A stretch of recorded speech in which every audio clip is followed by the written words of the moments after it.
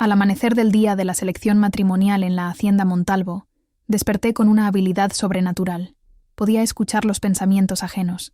El aire olía a jazmín y café recién molido, mientras mi hermana Sofía, con su vestido color durazno, planeaba arrebatarme al gentil Esteban, dejándome con Ricardo, el heredero frío que la había maltratado en mi vida anterior. Esta vez me llevaré al bueno antes que ella, pensaba, mientras se aferraba al brazo de Esteban con la desesperación de quien conoce un futuro que quiere evitar. El reloj de la hacienda marcó las 9 con un sonido pesado que resonó en mis huesos.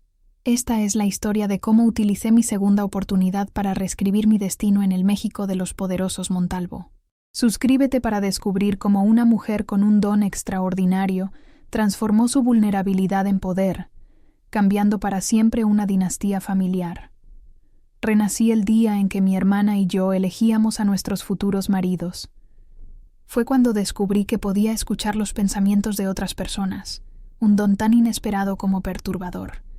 Esta vez conseguiré al mejor marido primero, escuché decir a Sofía en su mente mientras sus ojos brillaban fijos en Esteban Montalvo, el hombre con quien yo me había casado en mi vida anterior.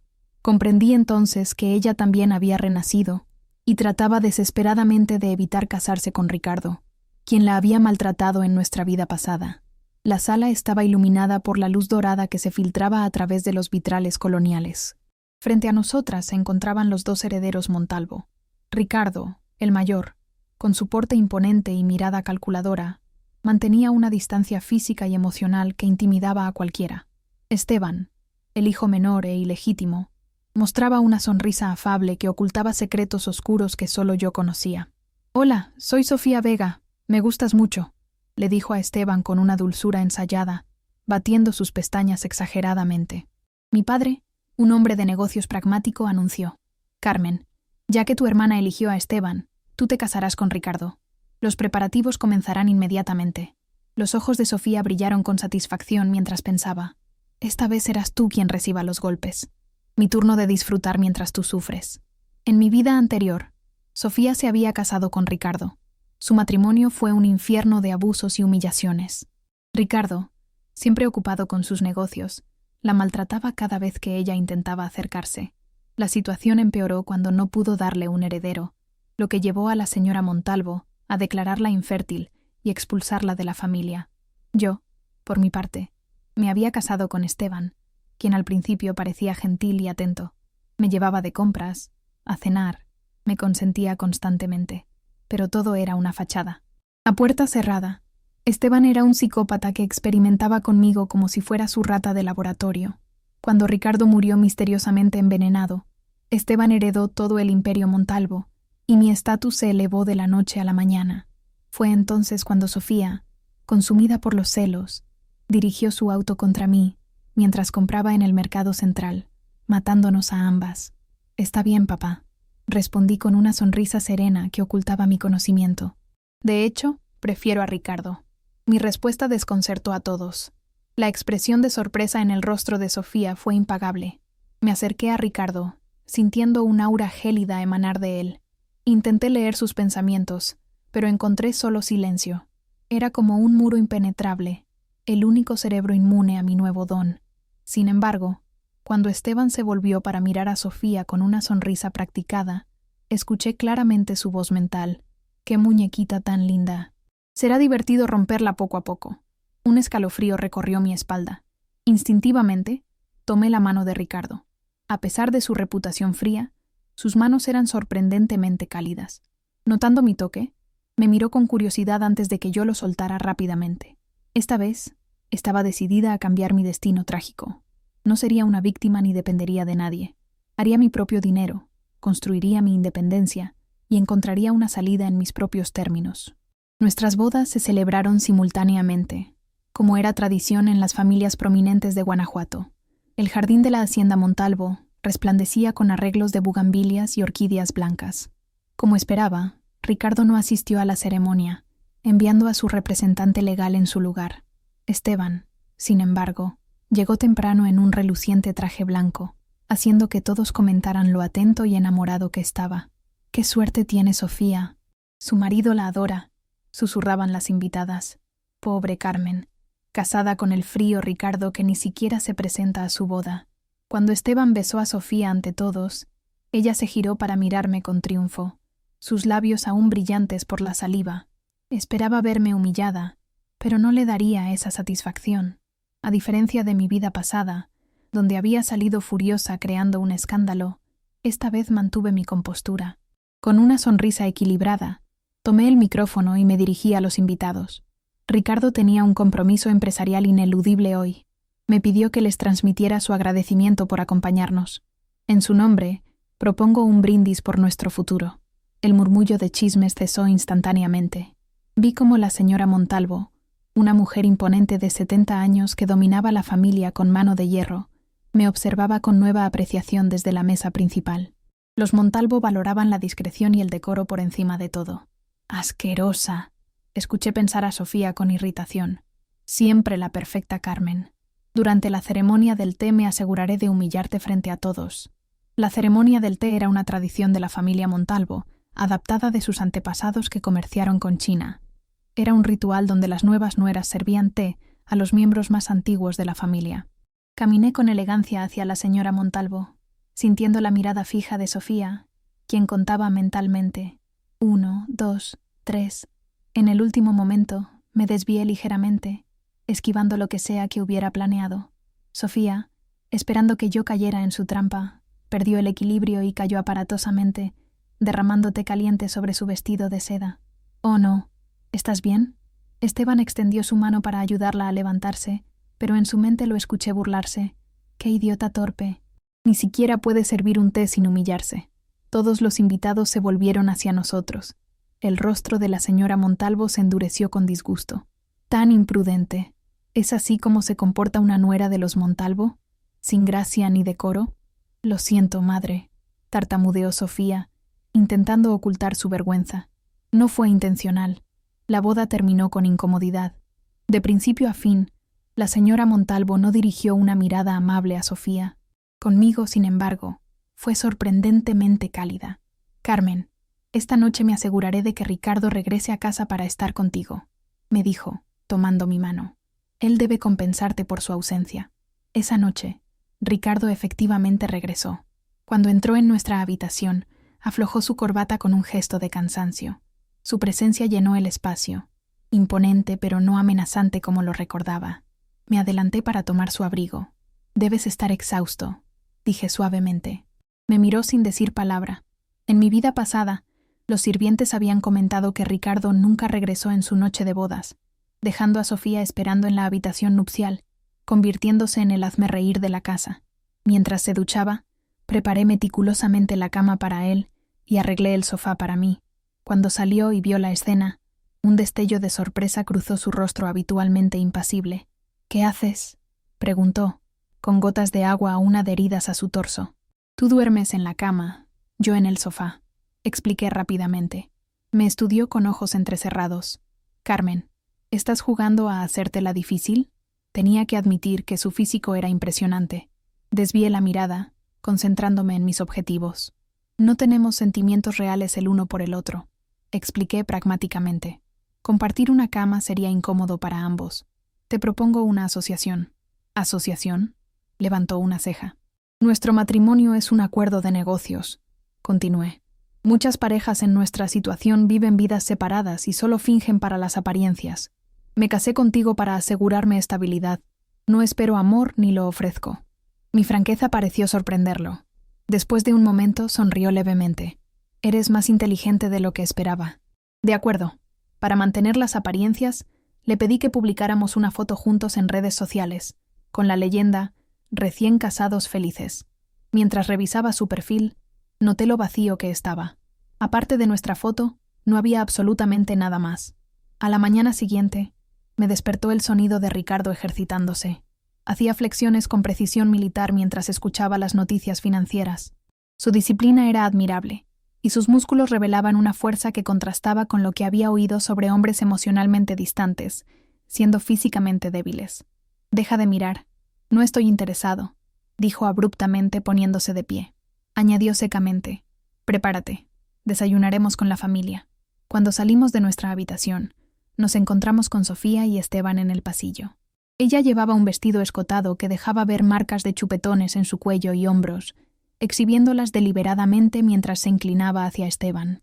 «Carmen, ¿cómo fue tu noche de bodas?», preguntó con malicia, sus ojos evaluándome de arriba a abajo. «Estás completamente cubierta. Debes estar ocultando moretones bajo ese vestido de mangas largas», pensó con satisfacción. Yo vestía un elegante quipao de seda azul con bordados de flores. Sofía parecía haber olvidado que la señora Montalvo despreciaba profundamente la ropa reveladora, considerándola vulgar y propia de clases bajas. «Sofía, basándome en la jerarquía familiar, deberías llamarme cuñada, no por mi nombre», respondí con calma. Su rostro se contrajo con indignación. «Ni siquiera Ricardo te llama así. ¿Con qué derecho exiges ese respeto de mí?». Se volvió hacia Ricardo buscando apoyo, pero el aire alrededor de él pareció enfriarse aún más. «Esteban», dijo Ricardo con voz pausada pero autoritaria, «¿cuál es la primera regla de la familia Montalvo?». Esteban instantáneamente bajó la cabeza. «Lo siento, hermano. Me encargaré inmediatamente». «Plaf». Su mano impactó con fuerza el rostro de Sofía, dejando una marca roja en su mejilla. «Muestra el respeto apropiado. Saluda correctamente a tu cuñado y cuñada», ordenó con frialdad. El rostro de Sofía enrojeció, tanto por la bofetada como por la humillación. Apretando los dientes, murmuró: «Buenos días, cuñado. Buenos días, cuñada». Recordé entonces la primera regla de la familia Montalvo. Nadie podía faltar el respeto al heredero o a su esposa bajo ninguna circunstancia. La pena eran 30 latigazos. En mi vida pasada, había memorizado todas las reglas para sobrevivir en esa casa de fieras. Sofía, evidentemente, no había hecho la misma tarea. En el comedor, Sofía mantenía la cabeza baja, no atreviéndose a sentarse inmediatamente. Bajo la mesa, vi a Esteban pinchando repetidamente su mano con un alfiler. «Mujer inútil. Por tu culpa tuve que humillarme», maldecía en su mente. La señora Montalvo entró apoyada en su bastón de ébano. Su mirada se posó en Sofía y se congeló al ver su atuendo revelador. «¿Qué es esto?», preguntó con voz gélida. «¿Cómo te atreves a presentarte así en mi mesa?». Sofía intentó justificarse. «Madre, fue idea de Esteban. Dijo que le gustaba cómo me veía así». La matriarca levantó su bastón y golpeó a Sofía en la espalda. «Desvergonzada. Lo que hagan en privado es su asunto. Pero no hables de esas cosas en público. Y nunca vuelvas a vestirte así en mi presencia. Estás avergonzando a los Montalvo».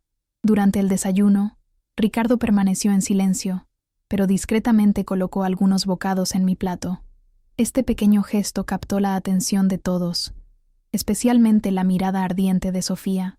«Gracias, querido», dije con una sonrisa radiante. La señora Montalvo pareció complacida. «Carmen, después del desayuno irás a la empresa con Ricardo para familiarizarte con nuestros negocios. Como nuera principal, debes entender cómo funciona el imperio Montalvo». «Por supuesto, madre», respondí obedientemente. En el trayecto a las oficinas centrales, intenté captar los pensamientos de Ricardo sin éxito. Su mente seguía siendo un enigma impenetrable para mí. Las oficinas Montalvo ocupaban un impresionante rascacielos en el distrito financiero. Al llegar, Ricardo me condujo a su despacho. «Espera aquí», ordenó antes de dirigirse a una sala de conferencias. Curiosa, lo seguí discretamente. Dentro, lo encontré negociando con un empresario británico sobre la compra de una fórmula cosmética que habían desarrollado. El hombre solicitaba $3 millones. «Esta fórmula apenas vale unos cuantos pesos», escuché pensar claramente al británico. «Hoy voy a estafar a estos mexicanos arrogantes». Su rostro no revelaba nada de su deshonestidad. Cuando Ricardo parecía a punto de ceder, entré decidida en la sala. «Buenos días». Saludé en un inglés impecable. Tomé el frasco de suero facial y lo examiné detenidamente. «Como mujer, entiendo los productos de belleza mejor que la mayoría», continué. «Su fórmula solo contiene agentes blanqueadores básicos. No tiene propiedades antiedad ni reduce arrugas. Como ingeniero, debes saber que los efectos blanqueadores superficiales son prácticamente insignificantes. ¿Por qué exactamente vale 3 millones? El hombre quedó atónito. Ricardo se reclinó, observándome con interés. Sin embargo, añadí estratégicamente, considerando que es un producto extranjero con cierto reconocimiento de marca, podría ofrecer 1 millón. Es mi última oferta. Después de cerrar el trato por $1.000.000, Ricardo me explicó. Lo valioso no era la fórmula, sino la marca ya establecida entre consumidoras jóvenes. Con la distribución adecuada, recuperaremos esa inversión en meses. Aprovechando el momento, hice mi petición. Quiero administrar una de tus empresas filiales. Me estudió con mirada penetrante. Eres bastante ambiciosa, Carmen. ¿No estarás planeando construir tu propio imperio y después desaparecer? Me sentí expuesta, como si pudiera leer mis intenciones.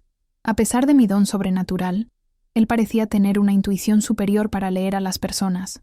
Solo quiero contribuir al negocio familiar, respondí con una sonrisa practicada. Ricardo me puso a cargo de una filial cosmética, donde rápidamente implementé estrategias innovadoras que aumentaron significativamente las ganancias. La señora Montalvo quedó tan impresionada que me permitió tomar un porcentaje directo de los beneficios. Días después, Sofía fue liberada de la celda subterránea donde había estado confinada como castigo por su comportamiento. A pesar de haber perdido peso, mantenía una apariencia impecable. Cuñada, se dirigió a mí con dulzura fingida. Quiero aprender el negocio contigo. Ya pedí permiso a la madre, pero su mente revelaba sus verdaderas intenciones. Pronto me aseguraré de que tú y Ricardo mueran juntos. Una realización me golpeó. La muerte repentina de Ricardo en mi vida pasada no había sido natural. Esteban lo había envenenado, y ahora planeaban eliminarnos a ambos. Acordé enseñarle para observar de cerca sus movimientos. Mientras tanto, visité secretamente a Esteban en su ala de la mansión.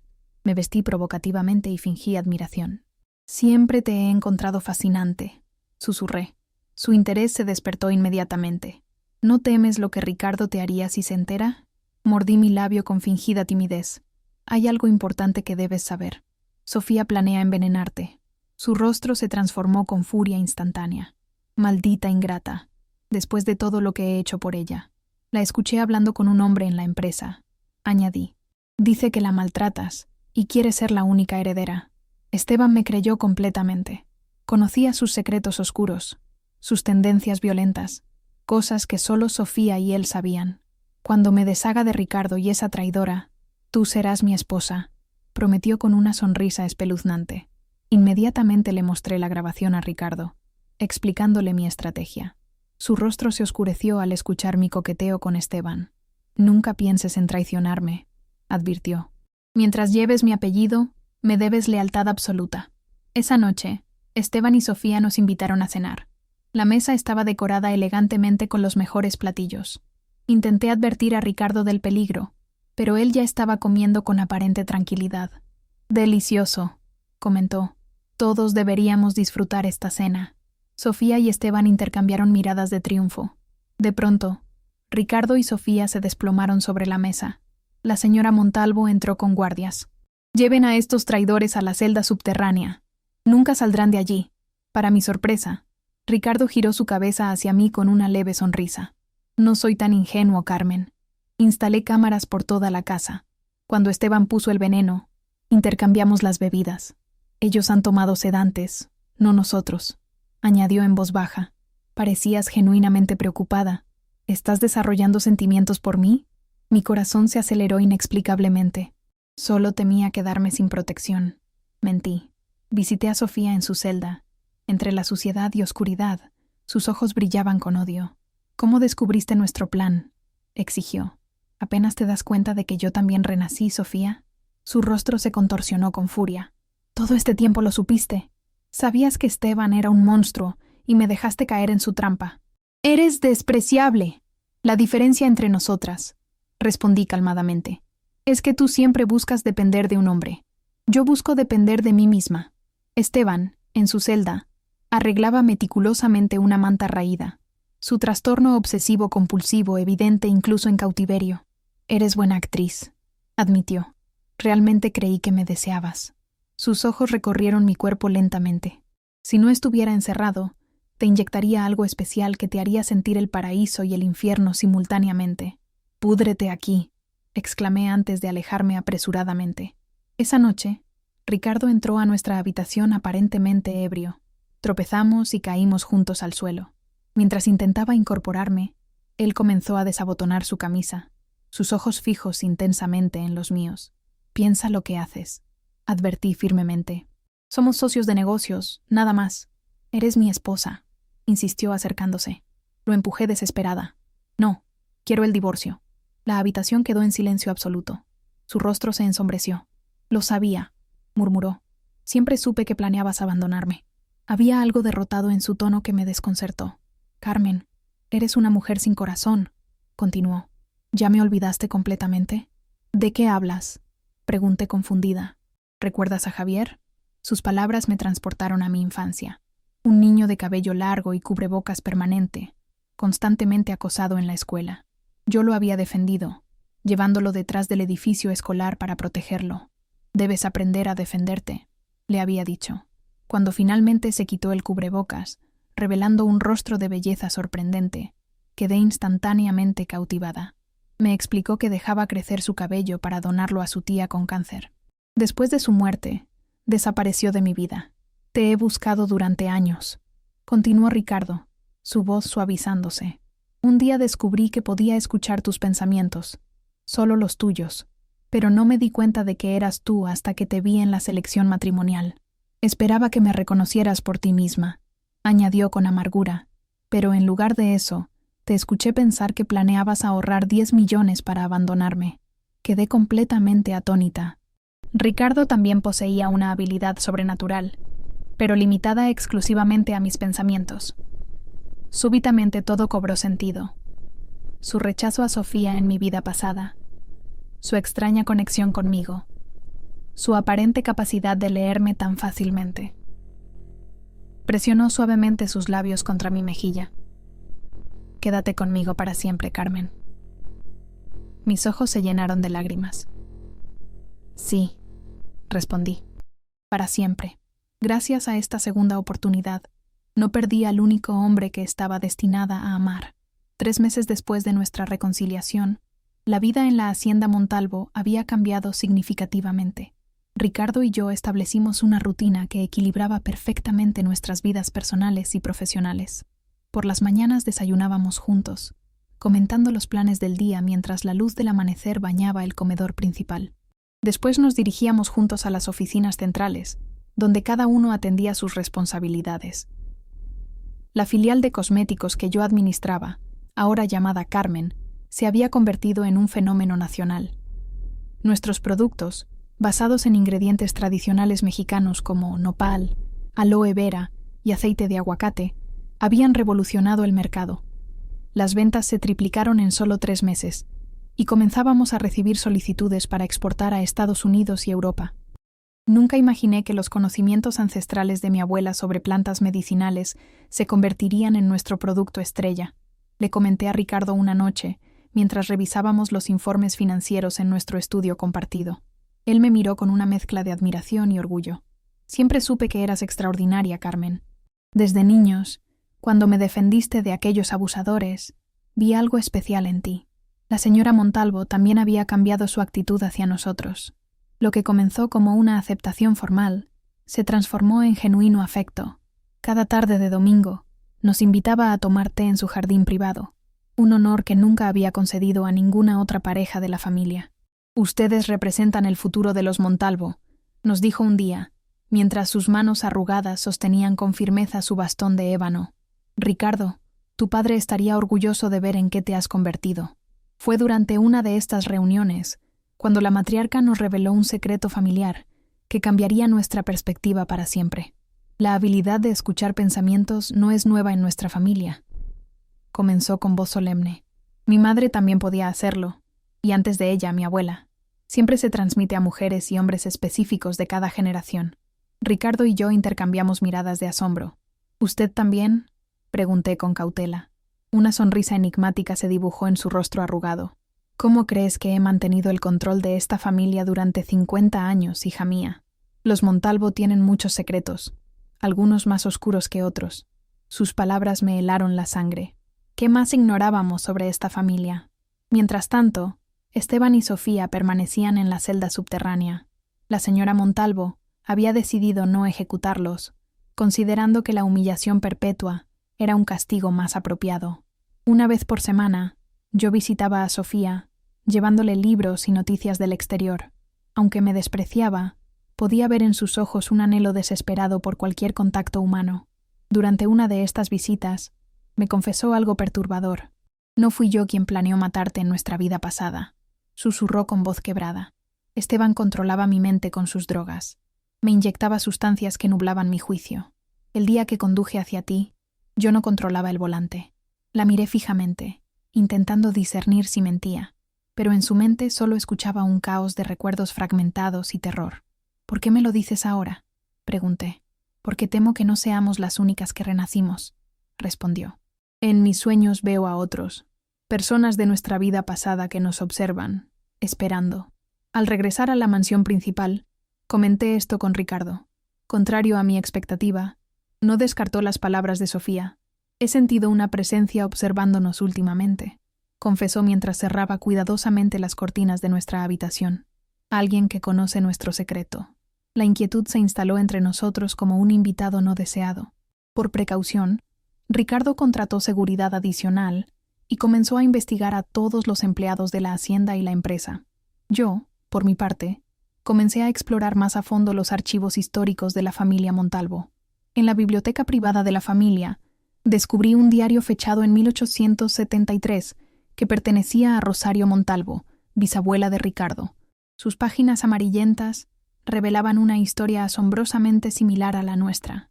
Una mujer con la capacidad de escuchar pensamientos, un matrimonio arreglado que se transforma en amor verdadero, y un hermano menor que conspira para quedarse con la fortuna familiar. Estamos atrapados en un ciclo, le dije a Ricardo esa noche. Generación tras generación, la misma historia se repite con diferentes nombres. No, respondió con determinación. Este ciclo termina con nosotros. Decidimos organizar una expedición a la hacienda abandonada de los Montalvo en Zacatecas, donde, según el diario, Rosario había encontrado respuestas sobre el origen de su don. El viaje fue arduo, atravesando caminos remotos y pueblos que parecían congelados en el tiempo. La vieja hacienda se erguía solitaria en medio del paisaje desértico, sus muros de adobe desmoronándose bajo el implacable sol mexicano. En su interior, entre escombros y recuerdos olvidados, encontramos una cámara oculta bajo el piso de la capilla familiar. Los muros de la cámara estaban cubiertos de antiguos glifos mixtecas y aztecas, entrelazados con símbolos que no pertenecían a ninguna civilización conocida. En el centro, sobre un pedestal de piedra, reposaba una pequeña esfera de obsidiana pulida. «Es el espejo del alma», murmuró Ricardo, como si recordara algo largamente olvidado. «Mi madre me habló de él cuando era niño. Creí que era solo una leyenda familiar. Según la tradición Montalvo, el espejo revelaba la verdad detrás de todas las mentiras y permitía ver más allá de los velos del tiempo y la muerte. Había sido un regalo de una sacerdotisa mixteca a un antepasado Montalvo durante la conquista, como agradecimiento por haber salvado a su pueblo de la masacre. Cuando toqué la esfera, una corriente eléctrica recorrió mi cuerpo y mi mente se inundó de visiones. Vidas pasadas, futuros posibles, todas las iteraciones de Carmen y Ricardo, de Sofía y Esteban, entrelazándose a través de los siglos en un patrón infinito de amor, traición y redención. «Lo entiendo ahora», dije con lágrimas en los ojos. «No es una maldición ni un ciclo, es una oportunidad. Cada vez que renacemos, tenemos la posibilidad de elegir mejor, de aprender de nuestros errores». De regreso en la hacienda Montalvo, con el espejo del alma cuidadosamente guardado en nuestro estudio, Ricardo y yo comenzamos a planear un futuro diferente, no solo para nosotros, sino para toda la dinastía. Primero, transformamos la celda subterránea en un centro de rehabilitación para Sofía y Esteban. Bajo estricta supervisión médica y terapéutica, comenzaron un largo proceso de desintoxicación y sanación psicológica. Esteban, particularmente, mostró signos de arrepentimiento cuando los químicos que había estado consumiendo durante años comenzaron a abandonar su sistema. «Nunca quise ser un monstruo», me confesó un día, sus ojos claros por primera vez desde que lo conocía. «Mi padre me obligaba a experimentar con drogas desde niño. Decía que era la única manera en que un bastardo como yo podría sobrevivir en esta familia». La revelación sobre el padre de Ricardo y Esteban, el antiguo patriarca Montalvo, destapó décadas de abuso y manipulación que habían envenenado a la familia desde sus raíces. Con ayuda del espejo del alma, pudimos reconstruir la verdadera historia familiar y exponer las mentiras que habían perpetuado el ciclo de violencia. La señora Montalvo, al enfrentarse a la verdad sobre su difunto esposo, finalmente encontró la paz que había buscado durante décadas.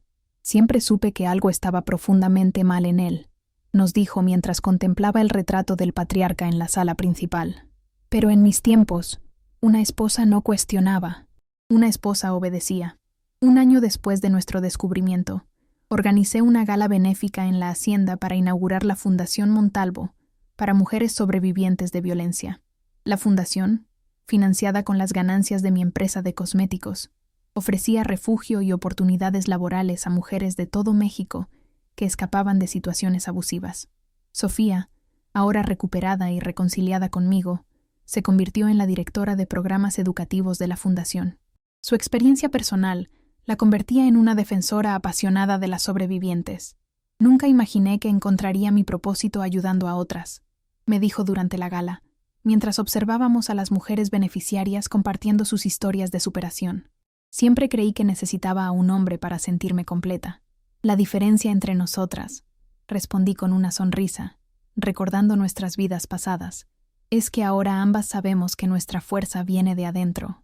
Esa noche, mientras Ricardo y yo contemplábamos las estrellas desde el balcón de nuestra habitación, sentí una profunda gratitud por esta segunda oportunidad. No solo había encontrado el amor verdadero, sino también la fuerza para romper ciclos destructivos que habían durado generaciones. ¿Crees que si renacemos de nuevo, nos volveremos a encontrar?, pregunté, entrelazando mis dedos con los suyos. Ricardo me miró con la misma intensidad que aquel niño de cubrebocas años atrás. Te encontraré en cada vida, Carmen. No importa cuántas veces tengamos que intentarlo. Meses después, cuando descubrimos que estaba embarazada de gemelos, sentimos que un nuevo capítulo se abría ante nosotros. No sabíamos qué dones heredarían nuestros hijos o qué desafíos enfrentarían, pero una cosa era cierta: crecerían conociendo la verdad sobre su herencia, tanto lo bueno como lo malo, para que pudieran tomar sus propias decisiones con sabiduría y compasión. El ciclo no estaba roto, sino transformado, y en esta transformación encontramos nuestra verdadera libertad. 2 años después, nuestra vida había encontrado un equilibrio que nunca creí posible. Nuestros gemelos, Miguel y Lucía, crecían sanos y fuertes, mostrando desde temprana edad signos del don familiar. Miguel podía percibir las emociones de quienes lo rodeaban, mientras Lucía parecía comunicarse con su hermano sin necesidad de palabras. La señora Montalvo los observaba con una mezcla de orgullo y preocupación.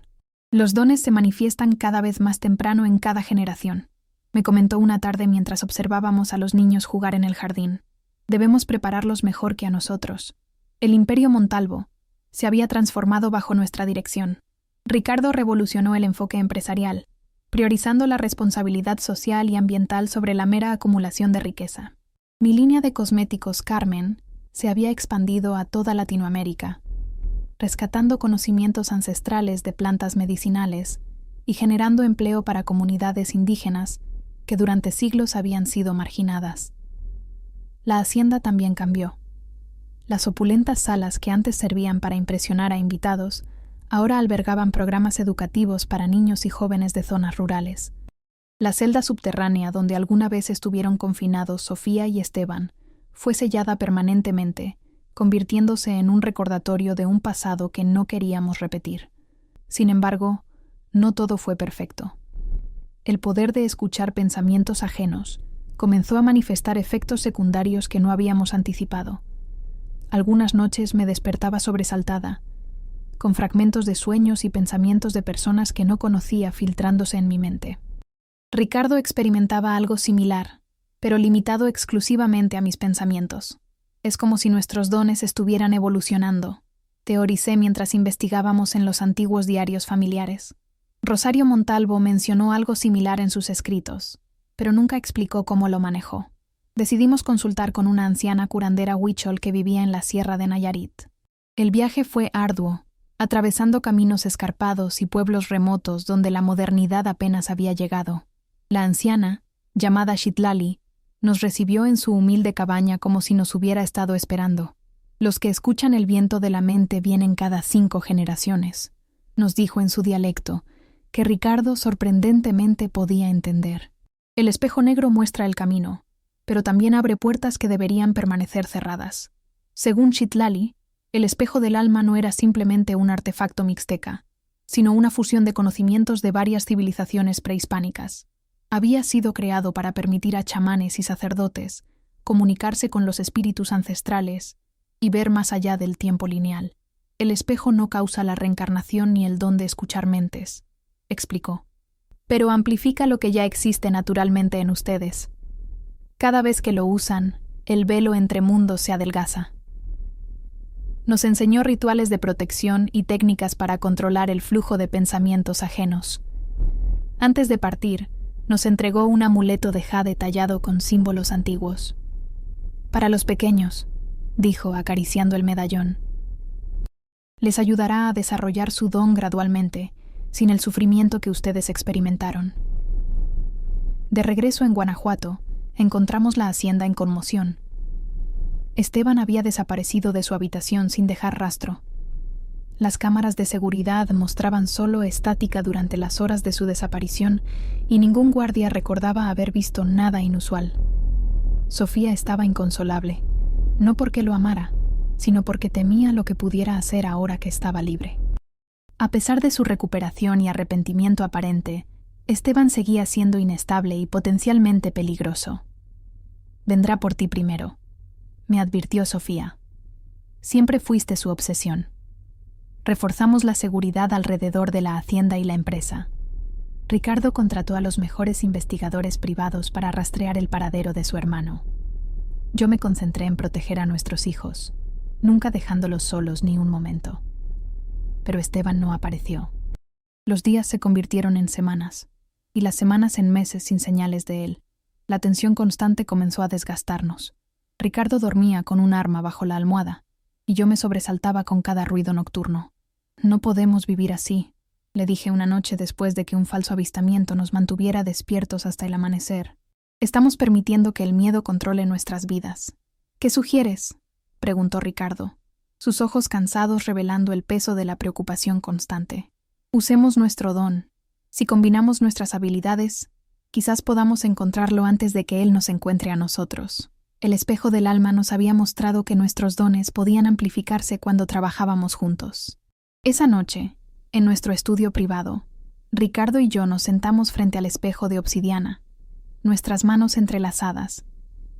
Utilizando las técnicas que Citlali nos había enseñado, abrimos nuestras mentes, permitiendo que nuestras conciencias se expandieran más allá de los límites físicos. Al principio solo percibimos los pensamientos habituales de los habitantes de la hacienda. La señora Montalvo, repasando antiguas fotografías, Sofía leyendo a nuestros hijos antes de dormir, los guardias vigilando el perímetro, pero gradualmente, nuestro alcance se extendió más allá, captando fragmentos de mentes desconocidas en la ciudad y sus alrededores.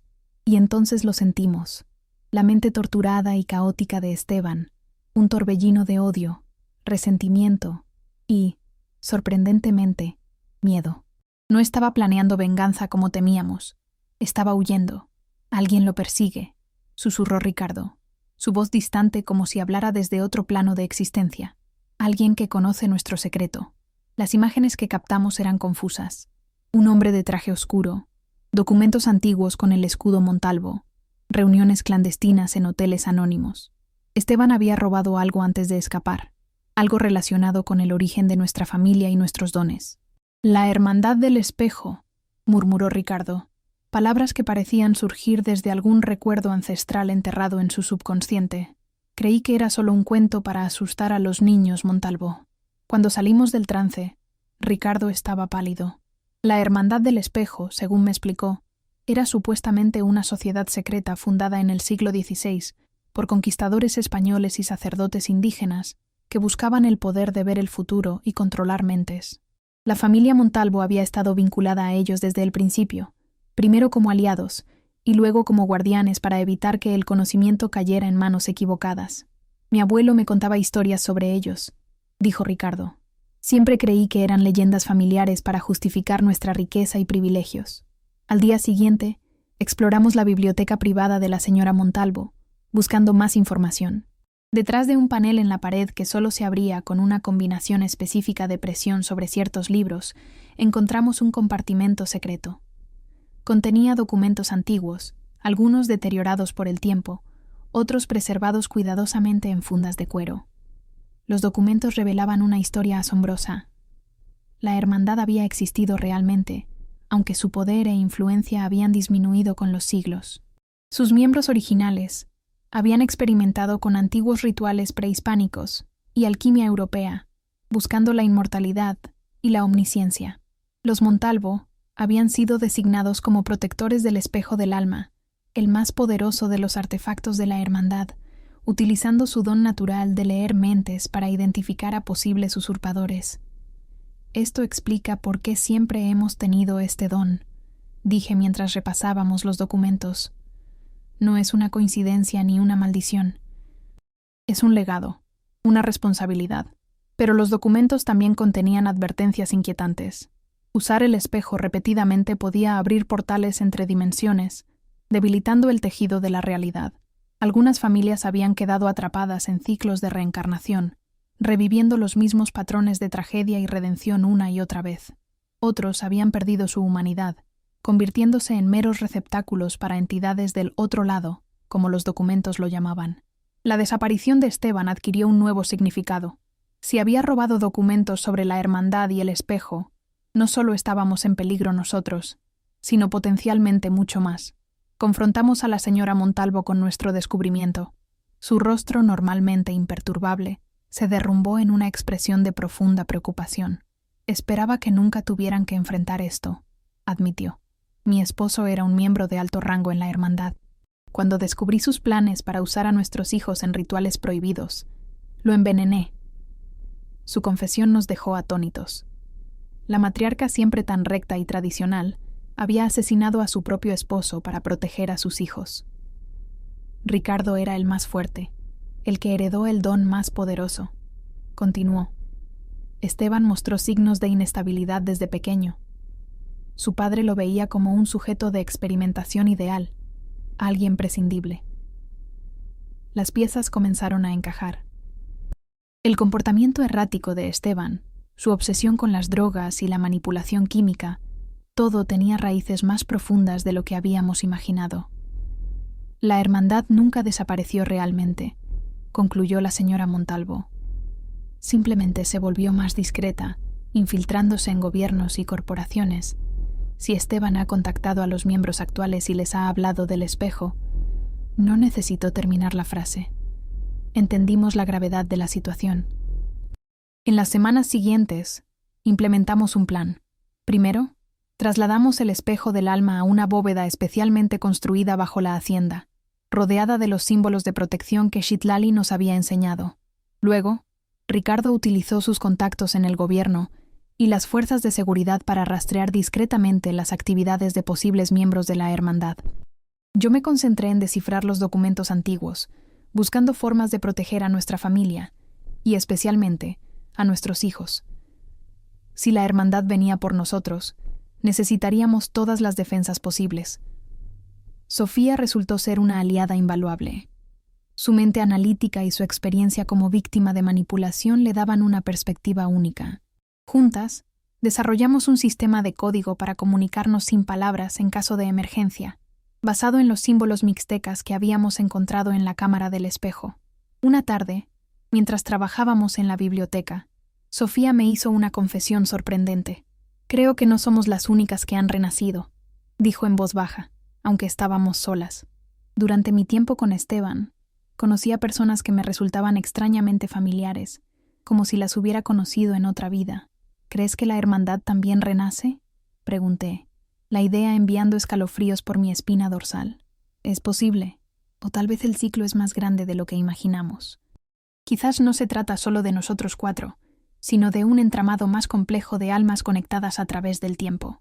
Su teoría encontró respaldo inesperado cuando, días después, Ricardo regresó de un viaje de negocios a Ciudad de México con noticias inquietantes. Había reconocido a un antiguo compañero de escuela, ahora convertido en un poderoso político, actuando de manera sospechosa en una reunión privada. Al acercarse, captó fragmentos de sus pensamientos que mencionaban el espejo y los renacidos. No es coincidencia, dijo Ricardo. La hermandad está activa y sabe sobre nosotros. Estamos en una carrera contrarreloj.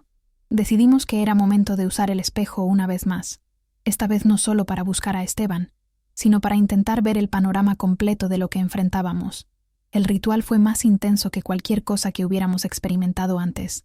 La superficie de obsidiana del espejo pareció derretirse bajo nuestras miradas, convirtiéndose en un portal líquido que nos absorbió completamente. Ya no estábamos simplemente percibiendo pensamientos ajenos, estábamos viendo a través del tiempo. Vislumbramos fragmentos de vidas pasadas más allá de las que conocíamos. Ricardo como un sacerdote mixteca custodiando un templo sagrado, yo como una curandera española durante la colonia, Sofía y Esteban como gemelos separados al nacer durante la Revolución Mexicana. Todas estas vidas conectadas por hilos invisibles de destino y por el espejo del alma, que aparecía en diferentes formas a través de los siglos. También vimos a la hermandad, evolucionando desde un culto abierto a una organización clandestina que manipulaba eventos históricos desde las sombras. Sus miembros actuales ocupaban posiciones de poder en gobiernos, corporaciones y organizaciones religiosas, unidos por su búsqueda de control total sobre la mente humana. Y finalmente, encontramos a Esteban. No estaba huyendo como habíamos supuesto. Estaba intentando infiltrarse en la hermandad, movido por un impulso de venganza contra quienes habían permitido que su padre lo usara como conejillo de indias, pero había subestimado a sus adversarios. Lo vimos cautivo en una instalación subterránea, sometido a los mismos experimentos que él había realizado en otros. Cuando emergimos del trance, sabíamos lo que debíamos hacer. Esta vez, el ciclo de violencia y venganza terminaría definitivamente con nosotros. No se trata solo de nuestra familia ahora, dijo Ricardo. Si la hermandad logra lo que se propone, las consecuencias serán globales. Durante los meses siguientes, emprendimos una misión peligrosa pero necesaria. Utilizando nuestras habilidades, recursos e influencia, comenzamos a desmantelar sistemáticamente las operaciones de la hermandad. Ricardo usó sus conexiones empresariales para exponer y neutralizar a miembros en el sector corporativo. Yo me infiltré en círculos sociales exclusivos donde operaban miembros de la élite, usando mi don para identificarlos y reunir evidencia. Sofía, mientras tanto, se convirtió en nuestra estratega, analizando patrones y anticipando movimientos enemigos. Su experiencia como víctima le daba una perspectiva única sobre la manipulación psicológica, que era la especialidad de la hermandad. El rescate de Esteban fue nuestra operación más arriesgada. La instalación donde lo mantenían cautivo estaba ubicada en una remota zona montañosa de Chiapas, custodiada por mercenarios y equipada con la más avanzada tecnología de seguridad, pero teníamos algo que ellos no: nuestros dones amplificados y el conocimiento ancestral que habíamos reunido. Utilizando técnicas que Citlali nos había enseñado, conseguimos crear una distracción mental masiva, haciendo que los guardias percibieran una amenaza inexistente en el lado opuesto del complejo. En la confusión resultante, un pequeño equipo liderado por Ricardo logró penetrar las defensas y llegar hasta Esteban. Lo encontraron casi irreconocible. Los experimentos habían dejado profundas cicatrices físicas y mentales. Sus ojos, antes llenos de malicia calculadora, ahora estaban vacíos, como si una parte de su esencia hubiera sido arrancada. Durante su convalecencia en la hacienda, bajo el cuidado constante de médicos y terapeutas, Esteban comenzó lentamente a recuperar fragmentos de su personalidad, pero nunca volvería a ser el mismo. Me usaron como usé a otros, nos confesó una tarde, su voz apenas un susurro. Vi lo que planean. No se trata solo de poder o control. Quieren romper el ciclo de la reencarnación permanentemente. Creen que así alcanzarán la divinidad. El desmantelamiento de la hermandad no fue rápido ni fácil. Por cada célula que neutralizábamos, descubríamos 3 más. Su influencia era más extensa de lo que habíamos imaginado, extendiéndose a países y sectores insospechados. Pero poco a poco, fuimos ganando terreno. 5 años después de nuestro descubrimiento inicial, los principales líderes de la hermandad habían sido neutralizados. Algunos enfrentaron la justicia por crímenes convencionales como fraude o conspiración. Otros, cuyos crímenes eran demasiado extraños para los tribunales ordinarios, fueron contenidos de otras maneras. El espejo del alma, la fuente de tanto conocimiento y peligro, fue finalmente enviado a un lugar donde nadie, ni siquiera nosotros, podría usarlo de nuevo. Citlali supervisó el ritual de sellado en una cueva sagrada en la Sierra Madre, asegurándose de que el portal que había creado entre mundos se cerrara definitivamente. Nuestros hijos, Miguel y Lucía, crecían fuertes y seguros, aprendiendo gradualmente a manejar sus dones bajo nuestra guía paciente. No ocultábamos la verdad sobre su herencia, pero nos asegurábamos de que entendieran las responsabilidades que venían con ella. «¿Nosotros también renaceremos, mamá?», me preguntó Lucía una noche mientras la arropaba. «No lo sé, mi amor», respondí honestamente. «Pero si lo hacemos, espero que sea en un mundo donde podamos elegir nuestro propio destino desde el principio». Sofía encontró redención y propósito dirigiendo la Fundación Montalvo, ahora reconocida internacionalmente por su trabajo con sobrevivientes de abuso. Nunca volvió a casarse, prefiriendo, como ella decía, descubrir quién soy realmente en esta vida. Esteban, aunque nunca recuperó completamente su antigua personalidad, encontró paz cultivando el extenso jardín de la hacienda. Sus conocimientos de química, antes usados para manipular y dañar, ahora se aplicaban al desarrollo de métodos de cultivo orgánico que beneficiaban a las comunidades locales. Ricardo y yo continuamos fortaleciendo el Imperio Montalvo, transformándolo en un modelo de empresa ética y responsable. Nuestro matrimonio, nacido de un acuerdo pragmático y luego transformado por el amor redescubierto, se había convertido en una asociación inquebrantable, basada en la confianza mutua y el respeto. En cuanto a nuestro don de escuchar pensamientos, con el tiempo aprendimos a controlarlo como una emisora de radio, sintonizando o apagando a voluntad. Era una herramienta, no una maldición ni una bendición, y como toda herramienta, su valor dependía de cómo se utilizara. Una tarde, mientras observábamos a nuestros hijos jugar con sus primos en el jardín de la hacienda, Ricardo tomó mi mano y sonrió. «¿Sabes qué es lo más extraordinario de todo esto?», preguntó. «¿Qué?». «Que después de tantas vidas, tantos ciclos, tantas versiones de nosotros mismos, por fin estamos escribiendo nuestra propia historia». Y tenía razón. Por fin éramos libres del ciclo de tragedia y repetición que había definido nuestras vidas anteriores. Habíamos tomado nuestro destino en nuestras propias manos y creado algo nuevo y hermoso de las cenizas del pasado. Esa noche, mientras la luna llena iluminaba los viñedos que rodeaban la hacienda, sentí una profunda sensación de plenitud.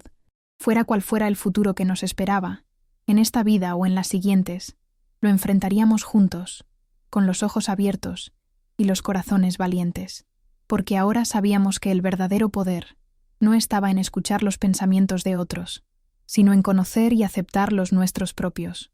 No estaba en manipular o controlar, sino en amar y proteger. No estaba en temer al destino, sino en crearlo con cada decisión que tomábamos. Y esa, quizás, era la lección más valiosa de todas nuestras vidas combinadas.